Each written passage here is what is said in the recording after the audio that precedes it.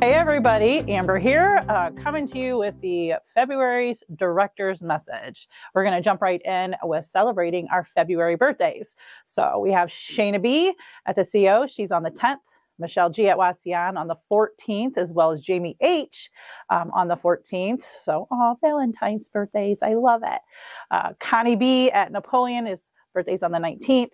Courtney S here at the CO has a birthday on the 21st, and following Allison P at the CO. She is February 23rd. So if you see these ladies, please make sure you wish them a very happy birthday. So February is Children's Dental Health Month. Cavities, also known as caries or tooth decay, are the most common chronic childhood disease. Yet they're preventable. So if you have not already, now is a great time to utilize the tools and the handouts provided in your new brush curriculum kits for your kiddos and for your families. Love the Bus Month is an annual month-long celebration held each February. The event highlights the important role of the yellow school bus in education and shows appreciation for all the professional school bus drivers who safely transport students each day. It's also a great time for us to recognize all of our amazing staff who have their CDLs and transport our own children to and from school. So thanks to all of our CDL drivers. The required second home visit for classroom families begins on February 9th. Rhonda's team is coordinating with all the service area managers to get materials around for you to discuss and to share with your parents. Also, the spring class observations will begin on February 12th, and some updates on the FA2, which is the Focus Area 2 monitoring from the Office of Head Start. The class observations will continue through February. We currently have 7 out of the 15 required videotaped and submitted. So things are growing really, really well. It's been a lot of fun watching your videotapes and seeing all the wonderful things you guys are doing in the classroom. Just a heads up for the FA2 class videotapings that are going on right now. If for whatever reason your class tape that is submitted is not what we think to be of high quality, we are going to ask that you retape it. But the only reason for that would be is it was just maybe an off day, and we don't feel like we captured in that 1 hour all the amazing things that you do on a day-to-day basis. So please don't get discouraged if this happens to you. We really just want to make sure that we are submitting and really representing the true high quality classrooms that every single one of you have. So just be patient with us, as this is kind of a new thing for us as well. A reminder that we will not have school and that our offices will be closed on February 19th for President's Day. All right, and other items. I am thrilled to share that your post-training surveys for our mid-year Mindful Madness professional development days were overwhelmingly positive. Many of you had fantastic experiences and found the presented topics both enjoyable and relevant. Your input will help shape our future professional development trainings, and we sincerely appreciate your thoughts and your feedback. It's good stuff. For those of you who are interested in accessing the resources from the training, you can find them on the Padlet. The link has been provided in the email for easy reference. Thank you for your active participation. We look forward to continuing to enhance our training programs based on your feedback.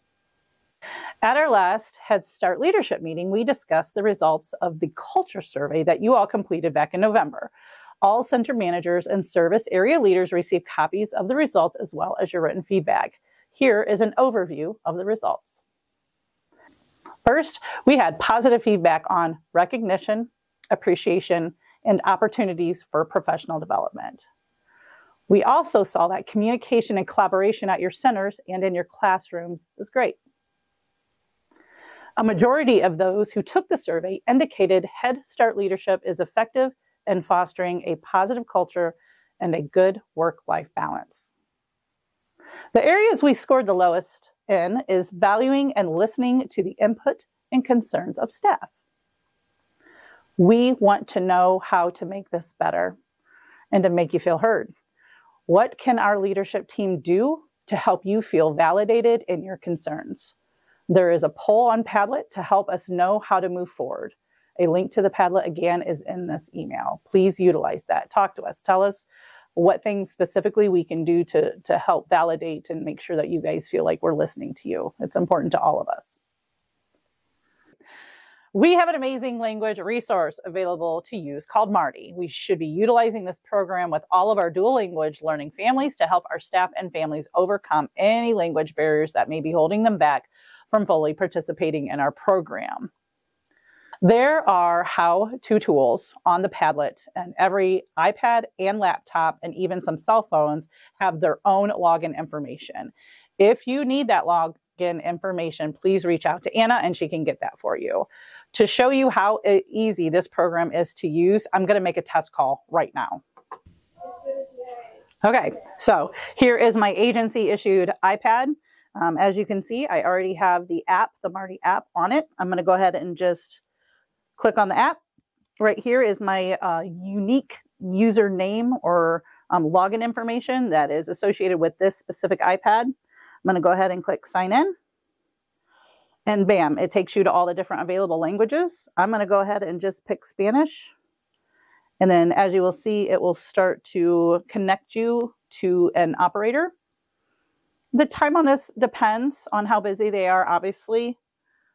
So I've seen it take 10 seconds, and it technically says it could take up to 5 minutes to connect with someone. So depending on how busy they are will depend on how much patience you'll need to have. There we go. Hello. Hello. Hello, thank you for calling. This is Angeles, your Spanish interpreter.